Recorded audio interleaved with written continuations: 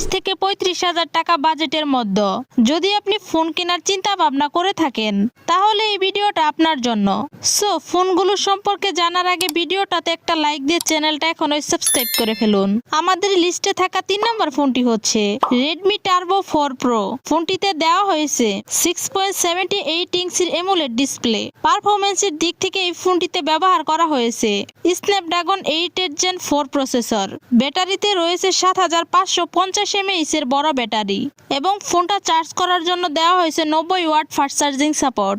আমাদের লিস্টে থাকা 2 নম্বরে যে ফোনটা রয়েছে এই ফোনটাকে ক্যামেরার রাজা বললেই চলে। ফোনটার নাম হলো Honor 200। ফোনটির ডিজাইন বেশ স্লিম এবং স্টাইলিশ।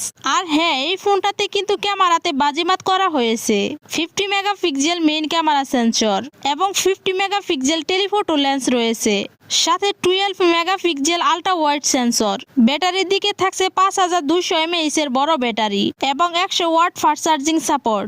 এখন কথা বলা যাক আমাদের লিস্টে থাকা 1 নম্বর ফোনটি নিয়ে, নাথিং ফোন 3A। এই ফোনে দেওয়া হয়েছে 6.77 ইঞ্চির বড় AMOLED ডিসপ্লে। পারফরম্যান্সের দিক থেকে ফোনটিতে ব্যবহার করা হয়েছে Snapdragon 7 Gen 3 প্রসেসর।